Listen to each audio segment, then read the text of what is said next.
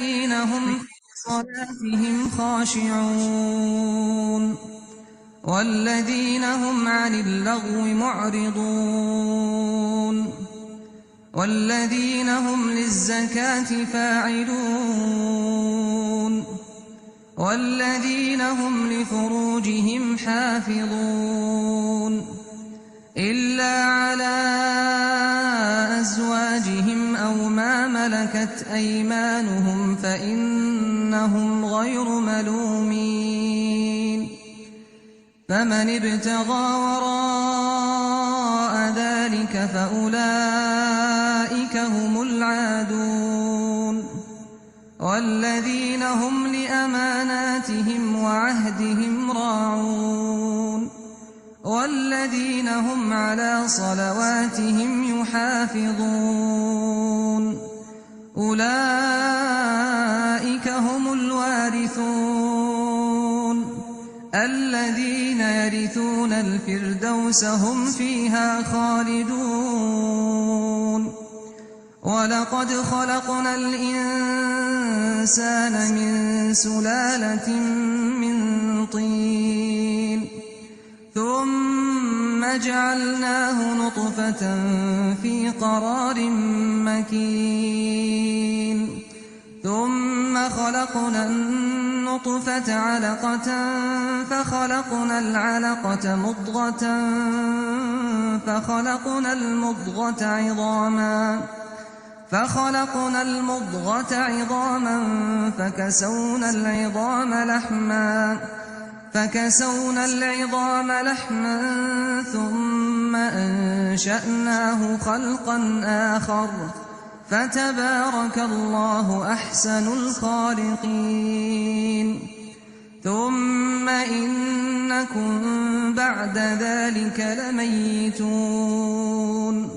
ثم إنكم يوم القيامة تبعثون ولقد خلقنا فوقكم 7 طرائق وما كنا عن الخلق غافلين وأنزلنا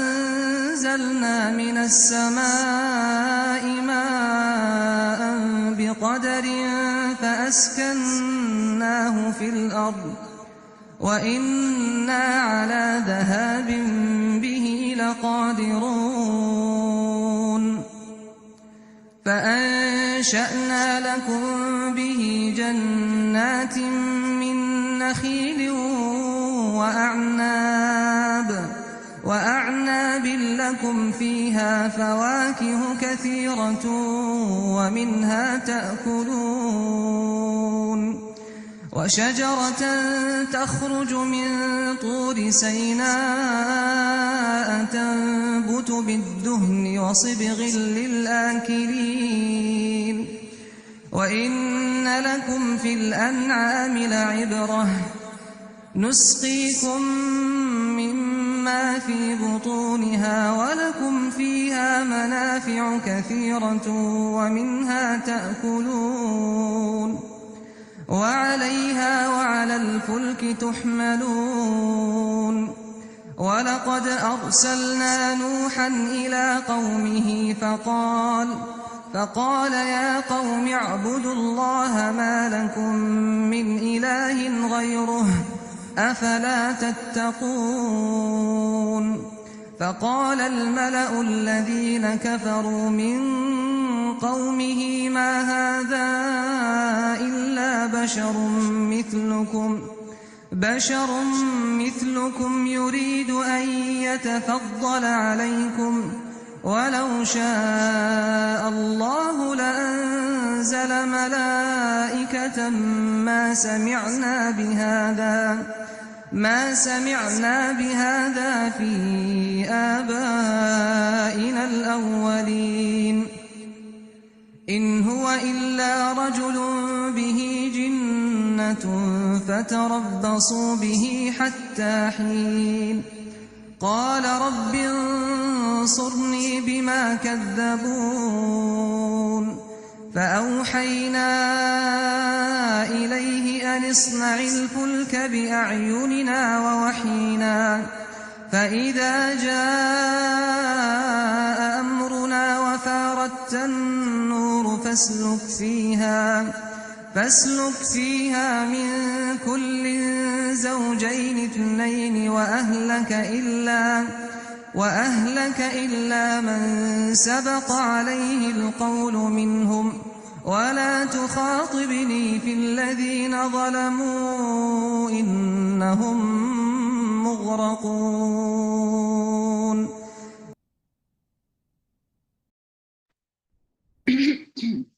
اعوذ باللہ من الشیطان الرجیم بسم اللہ الرحمن الرحیم الحمد للہ رب العالمین الصلاۃ والسلام علی رسولہ الکریم رب اشرح لی صدری ویسر لی امری واحلل عقدۃ من لسانی یفقہوا قولی رب یسر ولا تعسر وتمم بالخیر آمین یا رب العالمین۔ السلام علیکم پیاری بہنوں، آج ہمارا دورہ قرآن کا 18واں روز ہے اور انشاءاللہ ہم 18th جز اب کی جو ہے وہ ایک طرح سے کہہ لیں کہ اس میں آیات کا تھوڑا مطالعہ کریں گے اور اہم نکات کو دیکھیں گے۔ دورہ قرآن کے جہاں پہ اور بہت سے مقاصد ہم مسلسل روزانہ ذکر کر رہے ہوتے ہیں، تو دورہ قرآن کا ایک مقصد یہ بھی ہے کہ قرآن کے تمام اہم مضامین کی جو ہے وہ یاد دہانی ہو جائے۔ یعنی جس طرح ہم پورا سال قرآن کلاسز وغیرہ میں جا رہے ہوتے ہیں تو بہت ایک مختصر سا پورشن ہے قرآن کا جس کو ہم اپنی کلاسز میں دیکھ رہے ہوتے ہیں، لیکن کیونکہ ان کو ہم ان پہ تدبر کر رہے ہوتے ہیں، غور و فکر کرتے ہیں، ان کو تفصیل کے ساتھ سمجھتے ہیں، تو ایک بہت چھوٹا سا پورشن ہوتا ہے جس کو ہم کور کرتے ہیں اپنی ایک کلاس میں۔ تو دورہ قرآن کا جو ہے نا وہ ایک مقصد یہ بھی ہوتا ہے کہ ایک مرتبہ کم از کم سال میں قرآن کے تمام اہم مضامین کے اوپر سے تیزی کے ساتھ گزرنا، تاکہ ایک پوری اوور آل جو ایک کہہ لیجیے کہ جو ایک اسلامی نظام کی تصویر اللہ تعالیٰ ہمیں بتاتا ہے، ایک کردار مومن کا بتاتا ہے، کامیابی کا راستہ بتاتا ہے اور ناکامی کی کیا چیزیں وہ بتاتا ہے، وہ ساری چیزیں ایک واضح ہو کے ہمارے سامنے جو ہے وہ آ جائیں۔ تو آج بھی ہمارے پاس جو 3 صورتیں ہیں 18ویں جز میں، پہلی صورت سورہ مومنون ہے جو کہ انشاءاللہ ہم سب سے پہلے جس کے نکات دیکھیں گے اس میں 118 آیات ہیں، اور یہ جو ہے وہ مکی سورہ ہے، اور اس کے بعد سورہ نور آئے گی اور وہ بھی مکمل سورہ 18ویں جز میں ہے، اور اس کے بعد سورہ فرقان کی بس ابتدائی کہہ لیجیے 20 کے قریب آیات جو ہے وہ ہمیں اس سپارے میں جو ہے وہ ملیں گی انشاءاللہ۔ اچھا، ہم سورہ مومنون کو انشاءاللہ دیکھتے ہیں، اور اس میں کیونکہ کچھ بہت ہی اہم نکات ہیں، لیکن اس کے بعد ہم تھوڑا سا سورہ مومنون کے سے تیزی کے ساتھ اس لیے گزریں گے کیونکہ آگے سورہ نور آ رہی ہے، اور سورہ نور میں بھی بہت سی ایسی چیزیں ہیں جن کی جو ہے یہ یاد دہانی ایک طرح سے بہت ضروری ہے۔ جو آج ہم نے ایک بات رکھی کہ دورہ قرآن کا ایک مقصد یہی ہوتا ہے کہ سارے اہم جو کہہ لیجیے سارے اہم حکم جو ہمارے سامنے آئے، باتیں اللہ تعالیٰ ہمیں قرآن میں بتا رہا ہوتا ہے، وہ ان کی سب چیزوں کا جو ہے نا ایک طرح سے وہ تذکیر ہوتی چلی جائے۔ ٹھیک ہے، ہم سورہ مومنون انشاءاللہ شروع کرتے ہیں۔ اعوذ باللہ من الشیطان الرجیم بسم اللہ الرحمن الرحیم۔ سب سے پہلے ہم اس کی پہلی آیت کو دیکھتے ہیں۔ یقیناً فلاح پائی ہے ایمان لانے والوں نے۔ یہاں پہ فلاح کی جو ہے وہ بات کہی جا رہی ہے۔ فلاح کس کو کہتے ہیں؟ یعنی ہم نارملی فلاح کو ہمیں پتہ ہے کہ کامیابی یا ہماری اچیومنٹس ہیں، یا اس کو اگر ہم آسان طریقے سے سمجھنا چاہیں کہ جس کی ہر مراد جو ہے وہ پوری ہو، ہر تکلیف جس سے دور ہو، اور پھر سب سے بڑی بات جو ہمیشہ رہنے والی کامیابی ہے نا۔ اچھا، اب ہم کامیابی کا ایک تصور ہمارے پاس بہت دنیا میں ہم دیکھتے ہیں، انسانوں کے پاس آتا ہے کہ بہت ساری ایسی چیزوں کامیابیوں کے پیچھے ہم بھاگ رہے ہوتے ہیں، ڈگریز کے پیچھے، اپنی کہہ لیجیے کہ گھر بنا لیا، پھر اس کے بعد بہت سے مائل سٹون ہم نے سیٹ کیے ہوتے ہیں، کچھ سیونگز ہم نے کی ہیں کہ نہیں کی ہیں، کچھ کسی کے لیے جابس کے لیے کچھ نہ کچھ اپنے ایسے ٹارگیٹس ہوتے ہیں کہ جس کے لیے جس کے پیچھے وہ اپنی زندگی گزار رہا ہوتا ہے، اور اس کے نزدیک کامیابی کا تصور جو ہے وہ اسی حد تک جو ہے وہ محدود ہوتا ہے۔ کیا اللہ تعالیٰ کہہ رہے ہیں یقیناً کامیاب ہو گئے وہ فلاح پائی انہوں نے، ایمان لانے والوں نے، جنہوں نے آگے ہمیں کچھ ہدایات جو ہے وہ مومنوں کے لیے جو ہے وہ اللہ تعالیٰ آگے بتا رہا ہے۔ یعنی وہ ساری چیزیں جن کے پیچھے ہم اپنی زندگی میں بھاگ رہے ہوتے ہیں، ان میں سے تو اللہ تعالیٰ نے کسی کا بھی یہاں پہ ذکر نہیں کیا۔ آگے اللہ تعالیٰ کیا بات بتاتے ہیں، ہم ایک کے بعد ایک ذرا تیزی کے ساتھ ان ساری چیزوں کو دیکھتے ہیں، کیونکہ یہاں اللہ تعالیٰ نے کامیابی کی ضمانت انہی ساری چیزوں کو وہ جو ہے وہ بتایا ہے۔ اس میں جو سب سے پہلی چیز آ رہی ہے وہ ہے کہ اپنی نماز میں خشوع اختیار کرتے ہیں۔ خشوع یعنی اب سب سے پہلے جو مخاطب ہیں وہ مرد، اور اچھا یہاں پہ قرآن میں جہاں پہ ایک عمومی بات کی جاتی ہے وہاں مخاطب مرد اور عورت دونوں ہی ہوتے ہیں، یکساں ہوتے ہیں، اور اس میں کامیابی کا یہی راستہ مرد کے لیے بتایا گیا ہے، یہی راستہ عورتوں کے لیے، یعنی جو ذمہ داریاں اور اطاعت جو ہے مرد کے اوپر عائد کی جا رہی ہے وہی عورتوں کے لیے جو ہے وہ ہے۔ اچھا، اب ایمان والے جو فلاح پانے والے لوگ ہیں ان کی سب سے پہلی خصوصیت کیا بتائی جا رہی ہے کہ وہ خشوع اور عاجزی جو ہے وہ اختیار کرنے والے ہیں نمازوں میں۔ خاشعین جو ہے وہ مومنین کی صفت ہے۔ اور خشوع کس چیز کو کہتے ہیں کہ انسان کے تعلق کو اللہ کے ساتھ اتنا خاص کر دے کہ پھر اس کے جو کچھ بھی اس کے ارد گرد ہو رہا ہے اس سے اس کی توجہ جو ہے وہ نہ خراب نہ ہو۔ یعنی خشوع نماز میں اس روحانی سفر کو کہہ سکتے ہیں آپ، یا دلوں کی ہمارے دلوں کی اس کیفیت کو، دنیا جو دلوں کی دنیا ہے اس کی تبدیلی کی، یہ والی بات کہ ہمارا تعلق ڈائریکٹلی جو ہے وہ بالکل اللہ تعالیٰ کے ساتھ ایسے ہو جائے کہ پھر ہم اپنے ارد گرد کی باقی چیزوں سے جو ہے وہ بالکل ان کا ہمارے اوپر بالکل خاص کوئی اثر نہ ہو۔ تو سب سے پہلی بات تو یہ کہ یعنی وہ اس طرح سے جو ہے وہ اپنی نمازیں ادا کرتے ہیں۔ آگے جو دوسری بات آ رہی ہے وہ آ رہی ہے کہ وہ لغویات سے جو ہے وہ دور رہنے والے ہیں۔ اب لغویات جو ہے نا وہ ایک بہت ہی کہہ لیجئے وسیع دائرہ یہ ایک آ جاتا ہے، اور اسپیشلی آج کل کے دور میں تو اگر ہم اس کو سب سے سادہ زبان میں سمجھیں تو وہ کیا چیز ہے، وہ سب چیزیں جو انسان کو فائدہ نہیں پہنچاتی وہ لغو میں آ جاتی ہیں، یا اس کو آپ دوسری صورتوں میں یہ کہہ سکتے ہیں کہ جو وقت کو ضائع کرنے والی چیزیں ہیں وہ بھی لغو میں آ جائیں گی۔ پھر اس کے بعد کیا ہے کہ ہر وہ کام جو ہمیں دین سے اور اللہ سے غافل کرنے والا ہوتا ہے وہ بھی لغویات میں آتا ہے۔ اب اس میں بہت ساری ایسی چیزیں لغویات میں بعض دفعہ ہماری وہ جائز چیزیں بھی جن کو جس طرح سے آپ کہہ لیجئے کہ ہمارے گھروں کی صفائی آ گئی، کھانا پکانا آ گیا، ہمارے روزمرہ کے معمولات آ گئے، لیکن وہ بھی کب لغویات میں شامل ہو جائیں گے جب ان میں اعتدال نہیں رہے گا، یعنی اس میں تین چیزیں اور اس عمل کو لغو کے جو ہے وہ اس میں ڈال دیتی ہے۔ جب ایک تو انسان کی نیت کہ وہ کس نیت کی وجہ سے اس چیز میں لگا ہوا ہے، پھر اس کا استعمال اور اس میں اعتدال اگر نہیں رہتا، کیونکہ ہر چیز میں کو جو ہے وہ بالکل اعتدال کے ساتھ جو ہے وہ کرنے کا ہے۔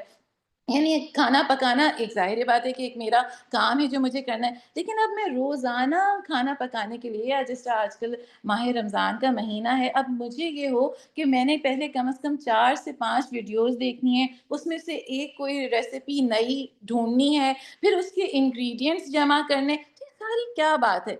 یہ یعنی اس کا مطلب ہے کہ میں اپنے وقت کو، اپنے مال کو، اپنی صلاحیتوں کو اپنا سمجھ رہی ہوں۔ تو لغو میں جو ہے یہ بات شامل ہو جاتی ہے کہ یہ ساری نعمتیں جو دی ہیں، اور اس میں وقت تو سب سے بڑھ کر کہ یہ اللہ کی امانت ہے، اور کوئی بھی کام جو اللہ کی امانت ہے اور وہ اپنی جگہ پہ جب خرچ نہیں ہوگا تو وہ پھر ایک طرح سے خیانت بھی ہے، اور وہ لغویات میں بھی جو ہے وہ شامل ہوتی ہے۔ پھر اس کے بعد جو تیسری بھی بات آ رہی ہے وہ زکوٰۃ کے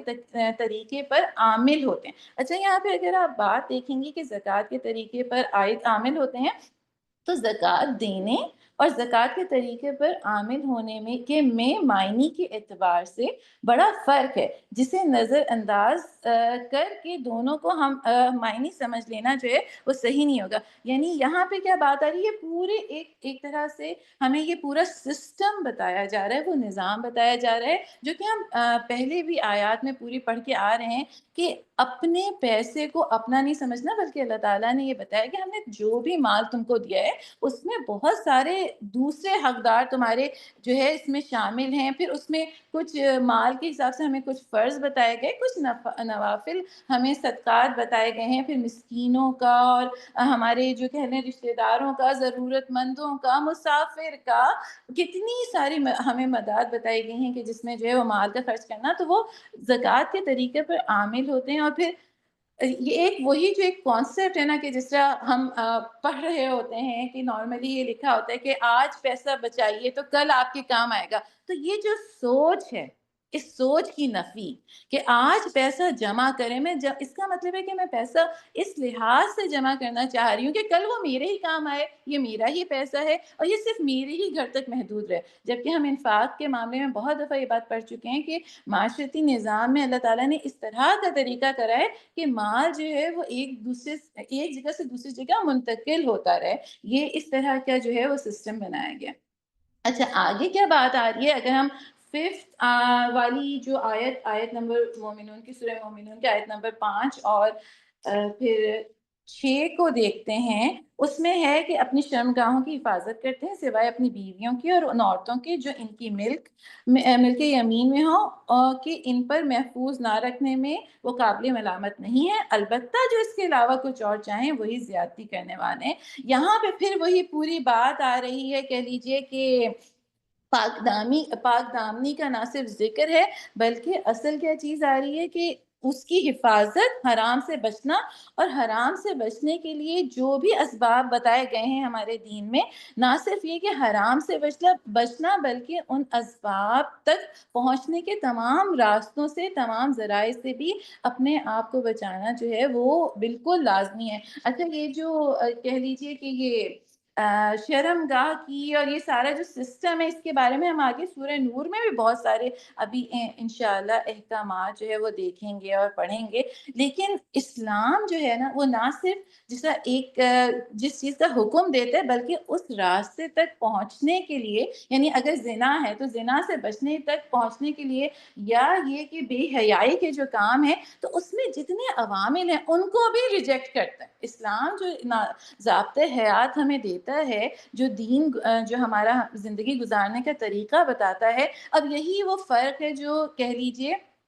کہ اسلام اور عیسائیت کا ہے. بلکہ قائد اعظم محمد علی جناح کا بہت مشہور قول ہے کہ انہوں نے ایک دفعہ اپنے ملٹری سیکٹری سے پوچھا کہ اسلام اور عیسائیت میں کیا فرق ہے، تو انہوں نے جواب دیا کہ مطلب ان کو تو کوئی جواب نہیں سمجھ لگا، تو قائد اعظم رحمۃ اللہ نے فرمایا کہ اسلام مقصد کے ساتھ ساتھ طریقہ کار کے نیک ہونے کا بھی حکم دیتا ہے. یعنی آپ اگر کوئی مقصد حاصل کرنا چاہ رہے ہیں، بظاہر وہ مقصد اچھا ہے، تو اس کے ساتھ جو اس کا طریقہ کار آپ اپنائیں گے، یعنی اگر کہیں چیریٹی کرنا چاہ رہے ہیں تو آپ اس کو میوزیکل کانسرٹ کر کے اگر کریں گے، تو اسلام اس آئیڈیا کو بالکل ریجیکٹ کرتا ہے کہ آپ حرام ذرائع سے مال کمائیں اور اس کے بعد اس کو کسی نیک کام میں کریں. اسلام کیا کہتا ہے کہ مقصد کے ساتھ ساتھ جو طریقہ کار ہے نا، وہ بھی نیک ہونے کا حکم دیتا ہے. اور عیسائیت میں اور اسلام میں یہی ٹیکنیکل جو ایک فرق ہے کہ جو عیسائیت ہے وہ صرف مقصد کو اہمیت دیتا ہے، راستہ یا ذرائع جو ہے نا وہ پھر کوئی بھی ہو. تو یہاں پہ بھی پھر وہی ساری بات آئے گی کہ نہ صرف یہ کہ اپنی شرمگاہوں کی حفاظت کرنے والوں، بلکہ اس راستے پر بے حیائی کے جو بھی چیزیں لے جانے والی ہیں ان سے بھی اپنے آپ کو بچانے والے ہیں. اور جو بھی ظاہری بات ہے کہ اس سے زیادہ چاہے گا وہ جو ہے وہ پھر کہہ لیجئے کہ زیادتی اس کی ہے. اور پھر اصل یہاں پہ اس بات سے ہمیں ایک بات یہ بھی سمجھ لگتی ہے کہ اس لیے اقامت دین، اسلامی نظام ضروری ہے، کیونکہ کوئی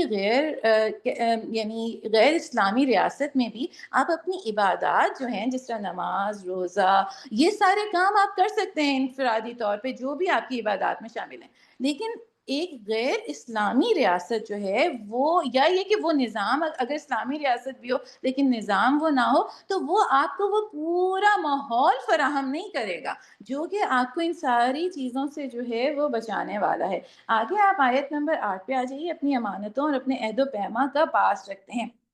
پیاری بہنوں، دیکھیے ہم بار بار جو ہے نا وہ اس چیز کا پڑھ رہے ہوتے ہیں کہ امانت اور عہد کی پاسداری، ہم کتنی جگہ، کتنی صورتوں میں اس چیز کو پڑھتے آ رہے ہیں. اور یہ وہ چیز ہے کہ جس کی ہماری نظر میں، یعنی ہم لوگوں سے کمٹمنٹس کر رہے ہوتے ہیں اور اس کی ہماری نظر میں کوئی اہمیت نہیں ہوتی. اور قرآن بار بار مومن کی یہ اللہ تعالیٰ کہہ رہے ہیں یہ وہ لوگ ہیں جو کہ یقینی طور پہ فلاح پانے والے ہیں، اور جو ہے جن کو کامیابی حاصل ہوگی، اور وہ اپنے کمٹمنٹس کو، اپنی وعدوں کو، اپنی بات کو نہ صرف پورا کرنے والے ہوتے ہیں، اور اپنے امانت کے جو ہے نا، امانت کی بھی جو ہے وہ امانتوں کی بھی حفاظت کرنے والے جو ہیں وہ ہوتے ہیں. اب امانت کے بہت سارے تصور، عہد کے لیے بھی ہم نے جو ہے وہ پہلے بھی اس چیز کو جو ہے وہ پڑھ لیا تھا کہ عہد جو ہے وہ نہ صرف یہ یعنی کچھ انفرادی عہد ہوتے ہیں جو ہم کرتے ہیں، کچھ اجتماعی ہوتے ہیں، کچھ ہم رشتوں میں ایسے بنتے چلے جاتے ہیں کہ جن کے ساتھ جو ہے وہ عہد ہوتے ہیں۔ اور امانت کا بھی آج ہم اس چیز کو تھوڑا سا سمجھ لیں کہ جو امانت کا تصور جو اسلام دیتا ہے نا، وہ دنیا کے تصور کے مقابلے میں یہ بھی بہت انتہائی آپ کہہ سکتے ہیں وسیع ہے۔ ہمیں حضور صلی اللہ علیہ وسلم کی کیا وہ پتہ چلتی ہے بات کہ آپ صلی اللہ علیہ وسلم نے فرمایا کہ اگر تم سے کوئی بات کرتے ہوئے کوئی شخص ادھر ادھر دیکھتا ہے تو اس کی یہ بات بھی تمہارے پاس امانت ہے۔ یعنی اس چیز کا ایک مومن کو اندازہ ہونا چاہیے کہ کون سی چیز جو ہے وہ امانتاً یہ بات اس کو جو ہے وہ بتائی جا رہی ہے۔ پھر اس کے بعد کیا ہے کہ ایمان کے نتیجے میں اللہ کا یہ دین بھی میرے پاس امانت ہے۔ پھر نکاح کے بعد میاں اور بیوی کا رشتہ بھی ایک دوسرے کے لیے امانت اور عہد کی زمرے میں آتا ہے۔ پھر توحید، اور پھر اس کے بعد ساری یہ چیزیں ملتی ہیں۔ اور آج ہم ایک چیز اور اگر سمجھیں کہ ہاں کسی بھی اجتماعیت کے ساتھ میں جڑی ہوں، کسی اسلامی نظم کے ساتھ جڑی ہوں، تو اس میں بھی امانت کا تصور ایک طرح سے صرف یہ نہیں کہ مال کے لحاظ سے ہی امانت کا تصور ہو، اس میں بھی ہمیں جو ہے اس امانت کا تصور جو ہے وہ بہت، اس کا بھی جو دائرہ ہے وہ بہت وسیع ہو جاتا ہے۔ اور اس اسلامی اجتماعیت میں اگر ہم رسول صلی اللہ علیہ وسلم کی تعلیمات اور سنتوں کے مطابق جو ہے اگر ہم غور کریں تو آپ صلی اللہ علیہ وسلم نے اولین ترجیح جو ہے وہ ان افراد کو دی جو کہ آپ صلی اللہ علیہ وسلم کے ساتھ اس دین کے کام کے لیے جڑ گئے۔ تو اسلامی نظم میں سب سے اہم، سب سے قیمتی اور شخص اور سب سے بڑی امانت وہ فرد ہے جو اس کام میں جو ہے وہ جو اپنے آپ کو سپرد کر دیتا ہے اس کام کے لیے، اس اجتماعیت کے ساتھ جو ہے وہ جڑ جاتا ہے۔ وہ ہے نا کہ ہر فرد جو ہے وہ انمول ہے، اس ملت کا ستارہ ہے، اور یہ ملت کا مقدر ستارہ جو ہے وہ قابل تعظیم ہے۔ ایک ایک فرد کی قدر و قیمت، اور وہ سب سے بڑی امانت ہے جو کہ ہمارے پاس ہمیں ہر فرد جو ہے وہ ایک ایک امانت ہے، جو ذمہ داران ہے، جو وہ پورا نظام ہے وہ اس کا کہہ لیجئے کہ اس پہ اس کی ذمہ داری آتی ہے کہ ہر شخص کو قیمتی جاننا۔ اور اس کی مثال ہم کس طرح سے سمجھتے ہیں؟ رسول صلی اللہ علیہ وسلم کی زندگی میں ہمیں حاطب بن ابی بلتہ کا واقعہ ہمیں ملتا ہے کہ وہ بدری صحابی تھے، اور فتح مکہ سے پہلے انہوں نے کیا کیا کہ اہل مکہ کو جو ہے وہ آپ نے پورا واقعہ یقیناً سیرت کی کتابوں میں پڑھا ہوگا، میں یہاں بہت مختصر بات اس لحاظ سے کہ جو افراد ہمارے ساتھ شامل ہوتے ہیں، جو افراد ہم سے جڑتے ہیں، وہ کتنی بڑی امانت ہیں ہمارے پاس، اور پھر ان کی ہر چیز کی ذمہ داری، اور اس راستے پہ، جنت کے راستے پہ ان کو ساتھ لے کے چلنا، اور پھر اس میں چھوٹی چھوٹی چیزوں کو درگزر کرنا۔ کیونکہ انہوں نے کیا کیا تھا، حاتب بن ابی بلتہ کی جو ہمیں واقعہ ملتا ہے کہ انہوں نے فتح مکہ کی اطلاع اہل مکہ کو پہلے سے دے دی تھی، اور آپ صلی اللہ علیہ وسلم کو ایک خط کے ذریعے پہنچانا چاہی تھی، اور آپ صلی اللہ علیہ وسلم کو وحی کے ذریعے پتہ چلتا ہے۔ آپ صلی اللہ علیہ وسلم حضرت علی اور حضرت زبیر رضی اللہ عنہ کو جو ہے وہ بھیجتے ہیں، اور وہ خط واپس منگواتے ہیں اس خاتون سے۔ یہ پورا واقعہ آپ لوگ چاہیں تو سیرت کی کتابوں میں پڑھ سکتے ہیں۔ اور یہ کیا ہوتا ہے اس کے بعد، حاتب بن ابی بلتہ جو آپ صلی اللہ علیہ وسلم بلاتے ہیں اور پوچھتے ہیں کہ یہ انہوں نے کیوں کیا، تو اس پہ وہ کیا بات کہتے ہیں کہ میرا اپنے ایمان، اپنے رب اور آپ صلی اللہ علیہ وسلم سے تعلق میں کوئی کمی نہیں آئی ہے، اور میرے ساتھ کیا میری مطلب محبت اور میری جو پوری سنسیئرٹی ہے وہ ایمان کے ساتھ آپ صلی اللہ علیہ وسلم کے ساتھ ہی ہے، لیکن کیونکہ میرے بیوی بچے یعنی میرے خاندان کا کچھ حصہ مکہ میں مقیم ہے، اور یہ صحابی ہجرت کر کے مدینہ آ چکے تھے، تو انہوں نے کہا کہ وہاں کوئی ان کی پروٹیکشن کے لیے نہیں تھا۔ اور مجھے اس چیز پہ آگے آپ ان کی اتنی خوبصورت بات سوچیے کہ انہوں نے کہا جب آپ کو اللہ کی طرف سے بشارت آ گئی ہے تو فتح مکہ کو جو ہے وہاں فتح مکہ ہونے سے کوئی چیز نہیں روک سکتی، چاہے وہاں اطلاع پہنچے یا وہاں اطلاع نہ پہنچے۔ اور تو یہ کہ میں صرف اپنے گھر والوں کی جو ہے وہ کہہ لیں کہ ایک طرح سے ان کی سیکیورٹی کی وجہ سے ان کو ہوشیار کرنے کے لیے میں نے یہ کام کیا تھا۔ اب قطع نظر اس کے کہ یہ عذر جو ہے وہ کتنا قابل قبول تھا، لیکن اسلامی ریاست کے خلاف جاسوسی کی سزا تو آج بھی سزائے موت ہے، اور اتنا حضرت عمر رضی اللہ عنہ تو اتنا یعنی طیش میں آئے ان کی یہ بات سن کے کہ انہوں نے اجازت کہا کہ میں یہ ان کی منافق کی گردن اڑا دو، آپ صلی اللہ علیہ وسلم سے کہا، تو اس پر آپ صلی اللہ علیہ وسلم نے ہمیں کیا بتایا؟ ہم سیرت سے ہی سیکھتے ہیں نا۔ اور پھر سب سے بڑھ کر یہ کہ کوئی بھی اجتماعیت ہو، ہمارا اسلام جو ساتھ مل کے چلنے کی بات ہو، تو اس میں حضور صلی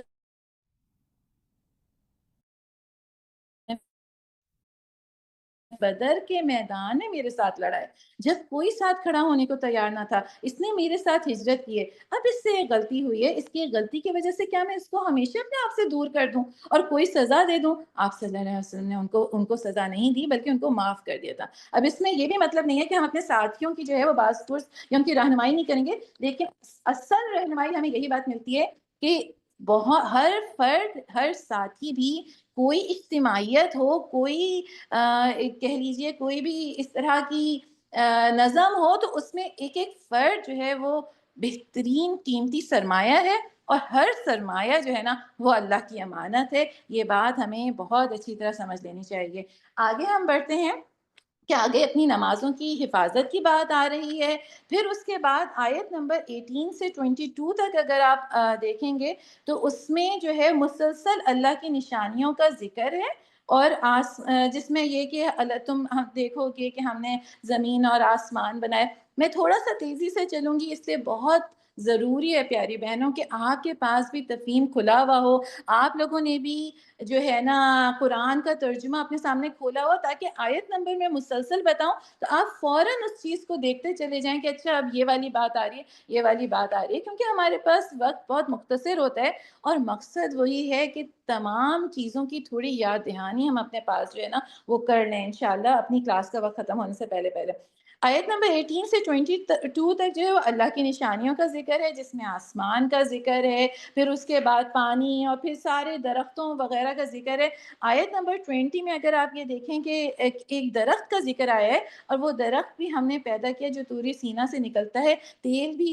لیے ہوئے اگتا ہے، اور کھانے والوں کے لیے بھی سالن ہے۔ یہ کون سا درخت ہے؟ یہ زیتون کا درخت ہے۔ اور پیاری بہنوں، قرآن میں جن جن چیزوں کا ذکر آیا ہے بہت ہی مبارک ہے، اور ان کا استعمال ان کے ساتھ، یعنی زیتون کے معاملے میں بھی کیا ہے کہ زیتون کا درخت جو ہے نا، اس کا درخت تقریباً 1,500 2,000 برس تک چلتا ہے، زیتون کا جو درخت ہے۔ حتیٰ کہ فلسطین کے بعض درختوں کی قد و قامت اور پھیلاؤ دیکھ کر اندازہ کیا جاتا ہے کہ وہ حضرت عیسیٰ کے زمانے میں تھے۔ یہ اگر آپ تفہیم کی حاشیہ نمبر 21 میں اس آیت کی تفسیر دیکھنا چاہیں تو پوری زیتون کے درخت کی تفسیر لے، تفہیم القرآن کی آیت نمبر، یہ کہہ لیں حاشیہ نمبر 21 اور آیت نمبر 20 سورہ مومنون کی۔ آگے 23 سے 30 تک جو ہے نا، آیت نمبر 23 سے 30 تک حضرت نوح علیہ السلام کا قصہ ہمیں ملتا ہے۔ اور کیونکہ ہم انبیاء کا تذکرہ اور ان کی قوموں کے حالات اور ان کی قوموں کی جو ساری باتیں وہ ہم مسلسل پچھلے کئی صورتوں میں پڑھتے چلے آ رہے ہیں، تو ان کو ہم ذرا تیزی کے ساتھ گزرتے ہیں۔ ان کی بھی وہی ساری باتیں تھیں کہ کیا ہم بشر رسول بن کر آ گئے اور ہم اپنے باپ دادا کی جو ہے وہ تقلید چھوڑ دیں، اور پھر انہوں نے جھٹلایا۔ اور پھر اس کے بعد اگر آپ آیت نمبر 29 پہ آ جائیں، 28 اور 29 کا میں آپ کو ترجمہ پڑھتی ہوں۔ ہر قسم کے جانوروں میں سے ایک ایک جوڑا لے کر اس میں سوار ہو جائے، اور اپنے اہل و عیال کو بھی ساتھ لے، سوائے ان کے جن کے خلاف پہلے فیصلہ ہو چکا ہے، اور ظالموں کے معاملے میں مجھ سے کچھ نہ کہنا، یہ اب غرق ہونے والے ہیں۔ پھر جب تو اپنے ساتھیوں سمیت کشتی پر سوار ہو جائے تو کہہ، اب یہ جو دعا ہے نا، اس کو آپ انڈر لائن کر لیجئے، آیت نمبر 29 ہے سورہ مومنون کی، کہ کیا ہے وہ دعا ہے کہ، اور کہ شکر ہے اس خدا کا جس نے ہمیں ظالم لوگوں سے نجات دی، اور کہ پروردگار مجھ کو برکت والی جگہ اتار، اور تو بہترین جگہ دینے والا ہے۔ جب بھی ہم سفر کرنے والے ہوں، مجھے برکت والی جگہ اتار۔ یہ دعا پڑھ کے جائیں، جہاں جا رہے ہوں گے اللہ تعالیٰ کی رحمت اور برکت آپ کے ساتھ رہے گی۔ اور یہ کشتی پر سوار ہونے کے بعد حضرت نوح علیہ السلام نے یہ دعا پڑھی۔ آگے 31 سے 41 تک صالح علیہ السلام کی قوم کا پورا وہی قصہ ہمیں مل رہا ہے، جو کہ ہم کئی جگہ پڑھ چکے ہیں۔ یہاں پہ بھی جو ہے نا وہ آیت نمبر صرف ایک ان کا جو مکالمہ وہ اپنے پیغمبر سے، اپنی نبی سے کرتے ہیں، آیت نمبر 33 اور 34 کی طرف اگر آپ آئیں، کہ نہیں مگر ایک بشر تم ہی جیسا، جو کچھ تم کھاتے ہو وہی یہ کھاتا ہے، اور جو کچھ تم پیتے ہو وہی یہ پیتا ہے۔ اب اگر تم نے اپنے ہی جیسے ایک بشر کی اطاعت قبول کر لی تو تم گھاٹے ہی میں رہے۔ یعنی وہاں پہ وہ جو انکار کرنے والے تھے، آیت نمبر 34 میں اس وقت پڑھ رہی ہوں، تو وہ یہ کیا کہتے ہیں کہ اگر اپنے ہی جیسے بشر کی اطاعت قبول کر لی تو تم گھاٹے میں ہی رہو گے۔ پیاری بہنوں، یہ بھی شیطان کی چالوں میں سے ایک بڑی زبردست چال ہے کہ جو سیدھا راستہ ہوتا ہے، جو نبی کی اطاعت کا راستہ ہوتا ہے، اس سے تو وہ لوگوں کو بھٹکا رہا ہوتا ہے، لیکن اس کے بعد یہی بشر جو ہے اگر پیر اور فقیر اور بزرگ کی شکل میں آ جائے تو ان کی مریدی بھی اختیار کر لی جاتی ہے، وہ جو کہتے ہیں ان کے راستے پہ بھی چلا جاتا ہے۔ یہ ساری شیطان کی چالیں، یعنی نبی کی بات کو تو نہیں ماننا کہ وہ بھی ہمارے جیسا بشر ہے، لیکن یہی اگر کسی قسم کی کوئی سینٹ اور کوئی پیر اور فقیر اور بزرگ اور جی پڑھنے والے اور ان کی شکلوں میں آ جاتے ہیں تو پھر ان کی بات جو ہے وہ ہر لحاظ سے مانی جاتی ہے۔ پھر اس کے بعد آیت نمبر 45 سے 49 تک جو ہے وہ ہمارے پاس حضرت موسیٰ علیہ السلام کا قصہ آئے گا۔ 50 سے لے کے 54 تک اس میں حضرت عیسیٰ ابن مریم کا قصہ آئے گا۔ اور آیت نمبر 51 میں ایک بات آئی ہے کہ اور اے پیغمبرو، یہ جو واقعہ ہے یہ پورا حضرت عیسیٰ علیہ السلام کے بارے کا پورا ذکر ہے 50 سے لے کے 54 تک، لیکن آیت نمبر 51 میں ایک بات آ رہی ہے کہ اے پیغمبروں، کھاؤ پاک چیزیں اور عمل کرو صالح، جو کچھ بھی کرتے ہو میں اس کو خوب جانتا ہوں۔ یہاں پہ اللہ تعالیٰ ہمیں ایک اصول بتا رہے ہیں۔ کیا اصول بتا رہے ہیں؟ کہ اس کا مطلب یہ ہے کہ پاکیزہ کھانا، جو طیب کھانا ہے، جس کو ہم پہلے بھی سمجھ چکے ہیں، وہ غذا جو کہ ہمارے جسم کے لیے فائدہ مند ہے، ہمیں یعنی، اور ہم یہ پڑھ چکے تھے پہلے بھی کہ کس طرح سے انسان کی غذا جو ہے وہ اس کی سوچوں پر، اس کے قوت فیصلہ پر، اس کے ارادوں پر، اس کی نفسانی خواہشات پر، ہر چیز پر جو ہے وہ غذا کا اثر ہوتا ہے۔ تو یہاں پہ یہ بات اصول بتا دیا گیا ہے کہ پاکیزہ کھانے کا عمل صالح سے بہت گہرا جو ہے وہ تعلق ہے، اور حرام کھانا جو ہے نا وہ انسان سے عمل صالح کی صلاحیت جو ہے وہ سلب کر لیتا ہے۔ ٹھیک ہے، آگے جو ہے ہم اب اس کی بالکل آخری آیات کی طرف اب بڑھتے ہیں، کیونکہ ہمیں سورہ نور کی طرف اب بڑھنا ہے۔ انشاءاللہ سورہ نور میں ہمیں بہت ساری چیزوں کو دیکھنا ہے۔ آپ آ جائیے آیت نمبر 82 اور 83 کی طرف آئیے کہ یہاں پہ ایک بات آ رہی ہے کہ جب ہم مر کر مٹی ہو جائیں گے اور ہڈیوں کا پنجر بن کر رہ جائیں گے تو ہم پھر زندہ کر کے ہمیں اٹھایا جائے گا۔ ہم نے بھی یہ وعدے بہت سنے ہیں اور ہم سے پہلے ہمارے باپ دادا بھی سنتے رہے ہیں، یہ محض افسانہ پارینہ ہے۔ سورہ مومنون آیت 82 83 میں کیا بات آ رہی ہے کہ جب ہم مر کر مٹی ہو جائیں گے اور ہڈیوں کا پنجر بن جائیں گے تو کیا ہم پھر زندہ کر کے اٹھائے جائیں گے؟ اور انہوں نے کیا کہا کہ ہم نے یہ ساری باتیں جو ہے وہ بہت سن رکھی۔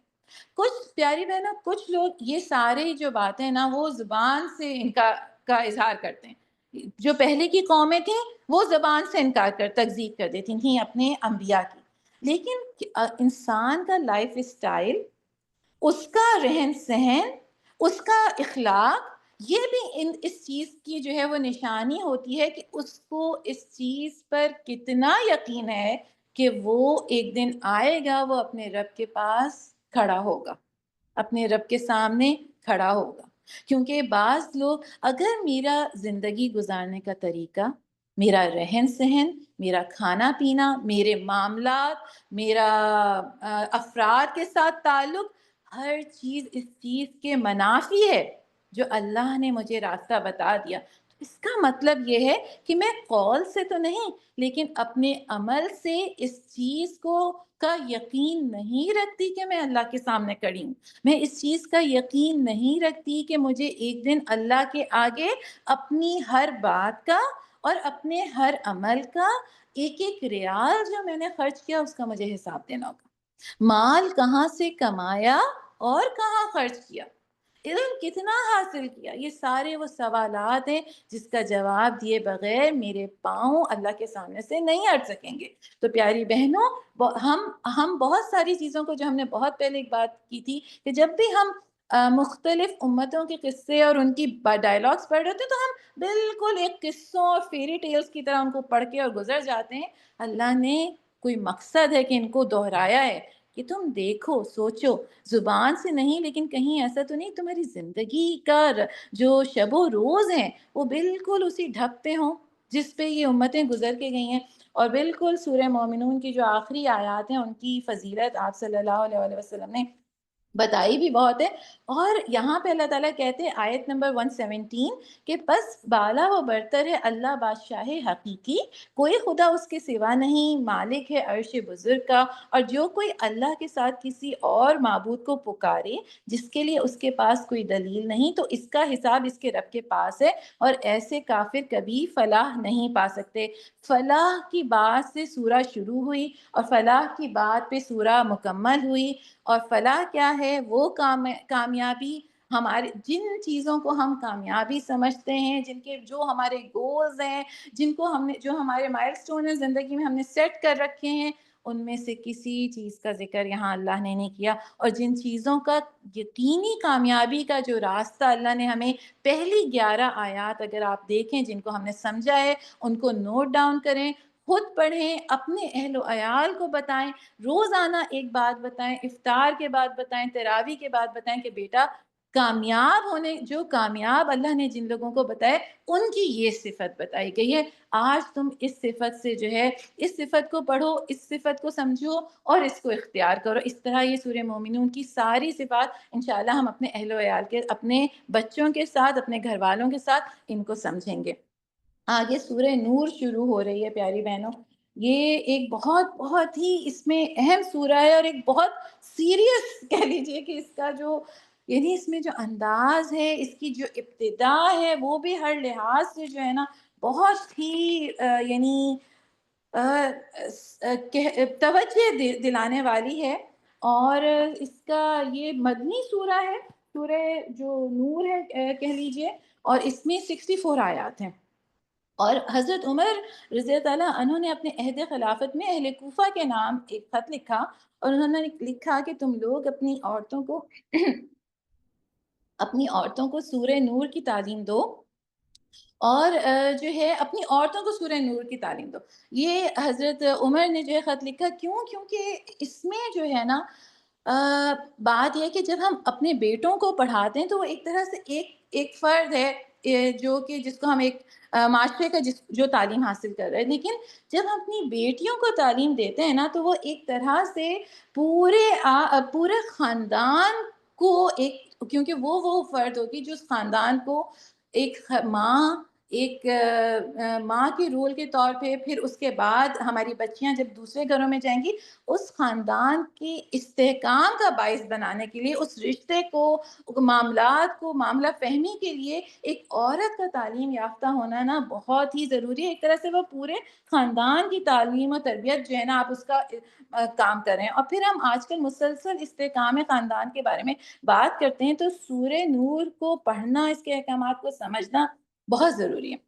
اچھا، سورہ نور جو اہل کہہ لیجیے علماء تفسیر ہے، انہوں نے یہ بات رکھی ہے کہ سورہ نور میں جو ہے نا وہ گھر کے اندر کے پردے کے احکامات آئے ہیں، اور سورہ احزاب میں جو ہے وہ گھر کے باہر کے جو ہے وہ پردے کے احکامات آئے. اب تھوڑا سا آپ یہ تصور کیجیے مدنی سورہ ہے اور چھٹی ہجرت کے چھٹے سال جو ہے وہ نازل ہوئی، اور کیا اس وقت حالات ہوں گے، یعنی کیا صورتحال ہوگی. مال، ایک طرح سے مال و اسباب بھی کم تھے، ہتھیار بھی کم تھے، تعداد بھی کم تھی، لیکن جس چیز نے مسلمانوں کو مشرکین پر اور یہود و نصارہ پر جو ہے وہ فضیلت بخشی تھی، وہ اخلاق اور ایمان کی مضبوطی تھی. نہ ان کے پاس ہتھیار کی تعداد زیادہ تھی، نہ ان کے پاس کوئی مال و اسباب بہت تھے، نہ ان کی تعداد بہت کثیر تھی، لیکن وہ اخلاق تھا اور وہ ایمان کی قوت تھی جس نے ان کو مشرکین کے ساتھ اور یہود و نصارہ کے ساتھ جو ہے وہ کہہ لیجئے کہ اس میں ان کو جو ہے وہ تقویت جو ہے وہ بخشی. اب منافقین نے اور جو نبی صلی اللہ علیہ وسلم کے خلاف لوگ تھے، انہوں نے اس وقت آپ صلی اللہ علیہ وسلم کے گھر اور آپ کی گھریلو زندگی کو اور آپ کی ذات کو جو ہے نا اس وقت انہوں نے نشانہ بنانے کی کوشش کی، ٹارگٹ کرنے کی کوشش کی، تاکہ اخلاقی اعتبار سے یہ جو مسلمانوں کو یہ والی برتری حاصل تھی، اس پہ ضرب لگانے کی جو کوشش ہے وہ ہے. میں پہلے رکوع کو ہمیں تھوڑا ٹائم لگے گا، اور اس کے بعد انشاءاللہ ہم ذرا تیزی سے جو ہے وہ چلیں گے. سورہ نور جو ہے اس کی اگر ہم پہلی ہی آیت، میں پہلی آیت اور پڑھتی ہوں آپ کے سامنے. یہ ایک سورت ہے آپ لوگ اپنے سامنے سورہ نور کا ترجمہ کھول لیجئے. ہاں، یہ ایک صورت ہے جس کو ہم نے نازل کیا ہے، اسے ہم نے فرض کیا ہے، اور اس میں ہم نے صاف صاف ہدایات نازل کی ہیں شاید کہ تم سبق لو. ایک ہی آیت میں اللہ تعالیٰ نے کیا فرمایا؟ 3 مرتبہ اس چیز کا وہ ہے کہ ہم نے اس کو نازل کیا، ہم نے فرض کیا اور ہم نے ہدایت دی. ویسے تو قرآن کا ایک ایک لفظ ہر مسلمان کے اوپر فرض ہے، یہاں اللہ تعالیٰ بالخصوص خود اس سورہ کے لیے اور اس کے احکامات کے لیے فرض کی بات کر رہے ہیں. ہم نے پہلے نماز کے فرض ہونے کا، روزوں کے فرض ہونے کا، زکوٰۃ کے فرض ہونے کی بات رکھی. یہاں اللہ تعالیٰ کہہ رہے سورہ نور میں جو زندگی گزارنے کا طریقہ میں تمہیں بتاؤں گا، جو احکامات بتائے جا رہے ہیں اور جو حدود بتائی جا رہی ہیں، اللہ تعالیٰ کہہ رہے ہیں یہ تم پر فرض کی گئی ہیں. ٹھیک ہے، اب پہلی آیت جو ہے یہ ابھی چل رہی ہے آگے آیت، تو اس کا ہی ترجمہ آگے. یہاں پہ ایک اصول بتایا جا رہا ہے، کیا ہے کہ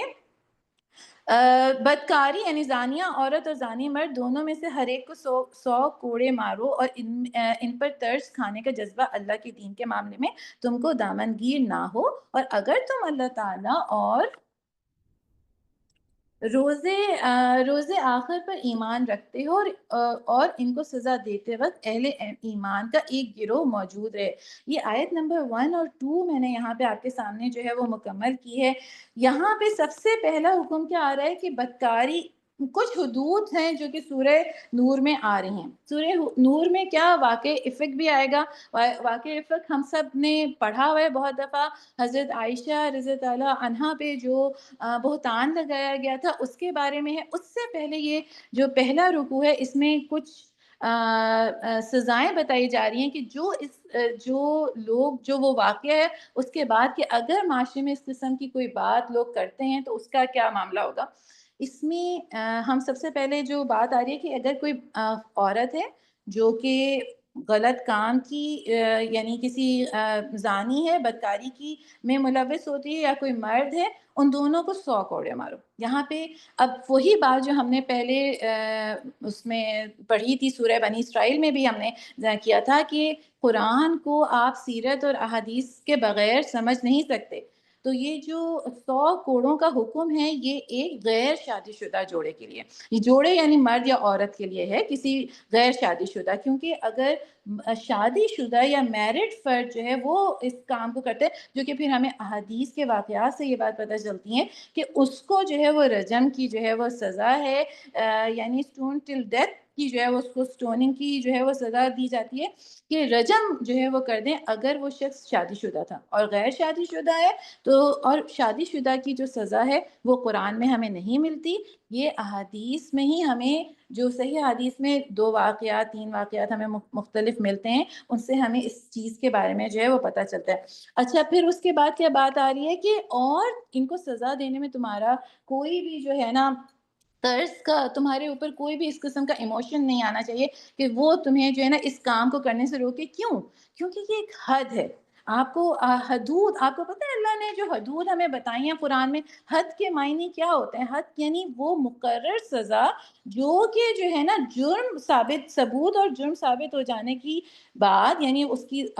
ثبوت بھی مل گیا، جرم بھی پتہ چل گیا، اس کی ساری شرائط پوری ہو گئی تو لازمی دی جائے گی. یعنی یہ وہ حد ہے جو کہ یہ وہ سزا ہے جو کہ جس کا قرآن یا سنت میں طے کر دی گئی ہیں. اس کو کوئی بھی جج، کوئی بھی اس طرح کا جو کہہ لیجئے یعنی حکمران ہے وہ ان کو معاف نہیں کر سکتا. یہ حد ہے اور یہ حدود جو ہیں یہ رائج کی جائیں گی اگر ثبوت اور جرم ثابت ہو چکا ہے تو. اور اس کے مقابلے میں ایک تعزیر ایک بات آتی ہے، وہ سزا ہے جو اگر قانون میں جرم کی نوعیت اور حالات کے حساب سے اس میں کمی بیشی کی جا سکتی ہے. پھر زنا جو ہے اس میں ایک بات آپ اور ہم یہاں پہ جو سمجھنے کی ان آیات کی تفسیر میں جو بات آئی ہے وہ کیا ہے کہ زنا کا جو معاملہ ہے وہ قابل راضی نامہ نہیں ہے. یعنی قتل کا جو ہم دیکھتے ہیں، قصاص کا جو ہمیں مل جاتا ہے کہ قتل میں تو یہ کہ براضی، اگر جس کا کوئی گھر والا قتل کر دیا گیا ہے تو اگر وہ راضی ہو جائے تو قصاص یا دیت کا جو ہے قانون ہمیں پتہ چلتا ہے کہ وہ پھر مال کے بدلے اس کو معاف کر سکتے ہیں. لیکن زنا کے معاملے میں ایسا نہیں ہو سکتا کیونکہ ایک ہمیں واقعہ پتہ چلتا ہے حضور صلی اللہ علیہ وسلم، اور یہ تقریباً تمام ہی کتب حدیث میں جو ہے ہمیں یہ واقعہ ملتا ہے کہ ایک لڑکا جو ہے وہ ایک شخص کے حضور صلی اللہ علیہ وسلم کے زمانے میں ایک قبیلے میں ایک لڑکا کسی شخص کے گھر جو ہے وہ اجرت پہ کام کیا کرتا تھا، تو وہ اس شخص کی بیوی کے ساتھ جو ہے وہ زنا کا مرتکب ہو گیا۔ تو اس لڑکے کے باپ نے جو ہے جس شخص کے گھر وہ کام کرتا تھا اس کو 100 بکریاں اور ایک لونڈی جو ہے وہ دے کے اور راضی کر لیا۔ لیکن پھر اس کے بعد وہ شخص جب حضور صلی اللہ علیہ وسلم تک یہ واقعہ پہنچا اور آپ صلی اللہ علیہ وسلم نے اس شخص سے پوچھا تو اس لڑکے کے باپ نے کہا کہ نہیں، یہ میں جو ہے یہ معاملہ راضی بہ رضا یہ معاملہ سیٹل کر چکا ہوں، اور جس شخص کی بیوی کے ساتھ میرے بیٹے نے زنا کا ارتکاب کیا ہے اس کو 100 بکریاں اور ایک لونڈی دے کے یہ میں سیٹل ڈاؤن کر چکا ہوں۔ تو اس پہ آپ صلی اللہ علیہ وسلم نے فرمایا کہ تیری بکریاں اور تیری لونڈی سب جو ہے نا وہ سب کو تم جو ہے واپس لے لو، کیونکہ یہ حد ہے، یہ اللہ تعالیٰ نے اس کی سزا مقرر کی ہے، اور اگر ثبوت کے ساتھ یہ ثابت ہو جائے گی تو یہ دینی ہوگی۔